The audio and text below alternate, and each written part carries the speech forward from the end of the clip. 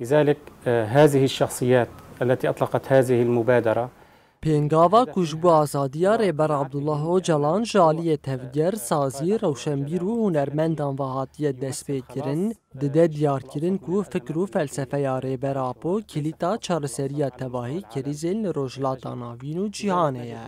Hêzên desthilatdar birêya krîzên ku li cîhanê çê dikin, dixwazin li ser hesabê gelan berjewendiyên xwe pêk bînin û gelek hêsbas bikin. Krîzên li cîhanê rû didin ancak birêya fikr û projeyeke demokratîk ku tevahî pêkhateyan li ser asta rojhilata navîn û cîhanê bigire nava xwe çareser bikin ku ew jî projeya rêbera Apo ye. كونفدرالية موسعة على مستوى الشرق الأوسط أو العالم. جزاين ديسيبليني لسر ريبر أبو جراتر دكا أم جي دبيجن بسروك جيان نابه ظالم أو ديروك نبيسام بيجمان كلك جاراجي